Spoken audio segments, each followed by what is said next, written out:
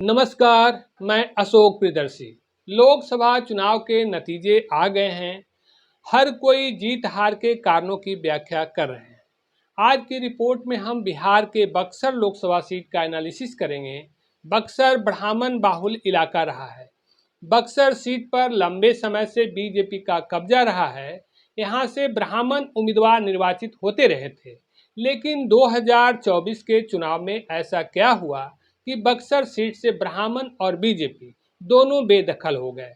आज की रिपोर्ट में हम बताने की कोशिश करेंगे कि किस वजह से बक्सर सीट से बीजेपी और ब्राह्मण उम्मीदवार बेदखल हो गए।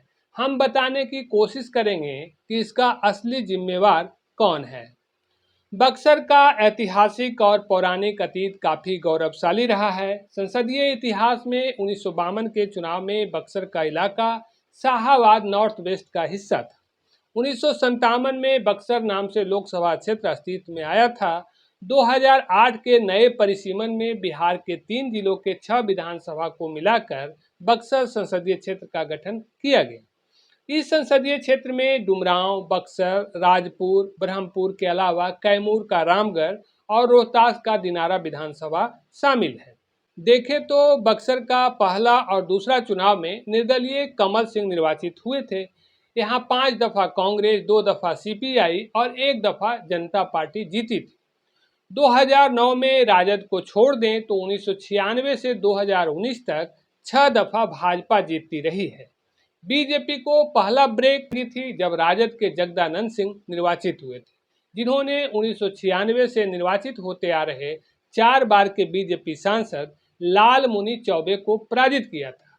हालांकि 2014 में बीजेपी फिर बक्सर सीट पर काबिज हो गई थी, तब अश्वनी चौबे निर्वाचित हुए थे।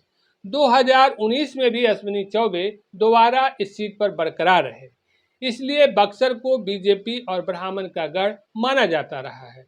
लेकिन 2009 के बाद एक बार फिर 2024 में बक्सर से बीजेपी और ब्राह्मण बेदखल हो गए हैं। अंतर सिर्फ यही है कि 2009 में राजद के प्रदेश अध्यक्ष जगदानंद सिंह ने बक्सर से बीजेपी को बेदखल किया था।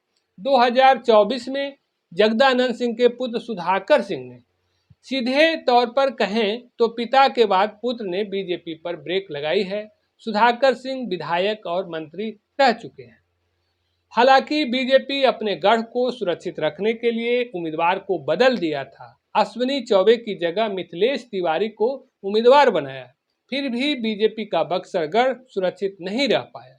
राजद के सुधाकर सिंह ने 30,091 मतों के अंतर से बीजेपी के मिथिलेश कुमार तिवारी को पराजित कर दिया।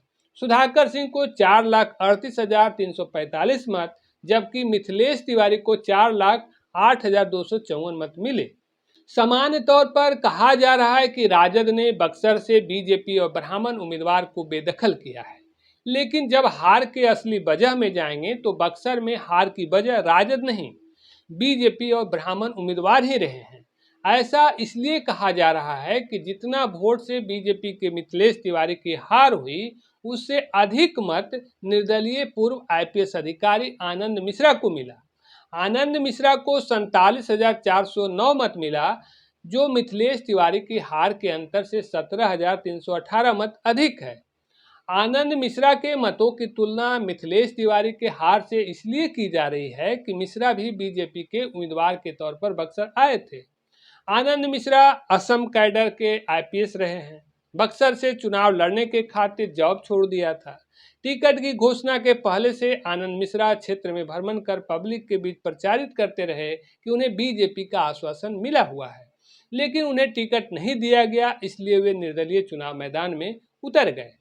हालांकि आनंद मिश्रा के बयान को असम के मुख्यमंत्री हिमंत बिस्वा शर्मा ने बक्सर की एक सभा में यह कहकर खारिज कर दिया कि ऐसा कोई वायदे नहीं किए गए थे, लेकिन इसका कोई असर नहीं पड़ा। आनंद मिश्रा चुनाव मैदान में डटे रहे। उनके समर्थक यह प्रचारित करते रहे कि चुनाव जीतने के बाद भी वह बीजेपी के साथ जाएंगे। परिणाम यह हुआ कि आनंद मिश्रा मुकाबला में तो नहीं आए, लेकिन उन्हें इतना मत जरूर मिल गया जिससे बीजेपी का खेल बिगड़ गया। दरअसल आनंद मिश्रा के समर्थकों में टिकट नहीं दिए जाने को लेकर गुस्सा थे, इसलिए उनके लिए अस्तित्व की लड़ाई बन गई थी। ऐसे में आनंद मिश्रा के समर्थक बीजेपी की हार में अपनी खुशी देखने लगे। परिणाम भी ऐसा ही आया कि जितने मतों से बीजेपी की हार हुई, उससे 1.5 गुना अधिक मत आनंद मिश्रा को मिल गया। दरअसल ब्राह्मण वोट परंपरागत तरीके से एनडीए को पड़ता रहा था, लेकिन आनंद मिश्रा की एंट्री से ब्राह्मण वोट में सेंधमारी हो गई। दूसरी बात कि अश्विनी चौबे के विकल्प में बीजेपी ने जो उम्मीदवार उतारा वह काफी कमजोर थे। मिथिलेश तिवारी गोपालगंज जिले के रहने वाले हैं। वह बैकुंठपुर से एमएलए हुए थे, लेकिन 2020 में हार गए थे। फिलहाल बीजेपी के प्रदेश महासचिव हैं। स्थानीय लोगों में बाहरी उम्मीदवार को लेकर पहले से खींच रही है। ऐसे में बाहरी और कमजोर प्रत्याशी उतारे जाने का लोगों में आक्रोश था। लोग सवाल उठा रहे थे कि बक्सर में सक्षम उम्मीदवार रहने के बावजूद बाहरी को मौका दे देती है। हालांकि आखिरी दौर में नरेंद्र मोदी फैक्टर के कारण ब्राह्मणों का बड़ा हिस्सा एनडीए को जरूर गया, लेकिन आखिरी समय तक एक वर्ग बीजेपी के फैसले के खिलाफ रहा, जिन्होंने आनंद मिश्रा को मदद किया। दरअसल बीजेपी इस अहंकार में रही कि बक्सर सीट उनका परंपरागत है, इसलिए आनंद मिश्रा जैसे लोगों को तवज्जो देने की जरूरत नहीं समझी। बीजेपी के लोग इस बात को लेकर आश्वस्त दिखे कि आनंद मिश्रा से अधिक मत निर्दलीय ददन यादव को आएगा। आने की जितना मत आनंद मिश्रा बीजेपी में सेंधमारी कर हासिल करेंगे, उससे अधिक मत ददन यादव राजद में सेंधमारी कर भरपाई कर देंगे। लेकिन बीजेपी का यह अनुमान गलत साबित हुआ। ददन यादव को आनंद मिश्रा की तुलना में 1/3 मत मिला। ददन यादव को मात्र 15,836 मत मिला, जबकि आनंद मिश्रा को 47,409 मत। ददन पहलमान 5वें स्थान पर रहे, जबकि आनंद मिश्रा चौथे स्थान पर। वहीं तीसरे स्थान पर बीएसपी के अनिल कुमार रहे। उम्मीदवारों को लेकर नाराजगी का नतीजा कि 9,617 मत नोटा को मिला। बीजेपी की अहंकार ही कहें कि 2009 में हुई अपनी हार से भी सबक नहीं ली। तब भी बीजेपी की हार ब्राह्मण मतों के व्यापक पैमाने पर विभाजन से हुई थी। 2009 में कुल 22 उम्मीदवार थे। मतों का विभाजन इतना व्यापक हुआ था कि 4 दफा से निर्वाचित होते आ रहे बीजेपी के तत्कालीन सांसद लाल मुनि चौबे 2238 मतों के अंतर से पराजित हो गए थे। तब भी कई ब्राह्मण उम्मीदवार मैदान में थे, जिनमें अकेले कांग्रेस के कमलाकांत तिवारी को 22,780 मत मिला था। 2024 में भी ब्राह्मण मतों का विभाजन हुआ, जिसमें आनंद मिश्रा के अलावा निर्दलीय सुधाकर मिश्रा को 12,749 मत, जबकि सुनील दुबे को 7,759 मत मिला। इसके अलावा एक और आनंद मिश्रा मैदान में थे, जिन्हें भी 2834 मत मिला, जबकि राजद के मतों का विभाजन बहुत अधिक नहीं हुआ। राजद के उम्मीदवार सुधाकर सिंह राजपूत जाति से थे। जाहिर तौर पर राजद का वोट एनडीए का माना जाता रहा है। सुधाकर सिंह के प्रति एनडीए के राजपूत वोटर्स का झुकाव दिखा, इसलिए सुधाकर सिंह की स्थिति और भी मजबूत हो गई।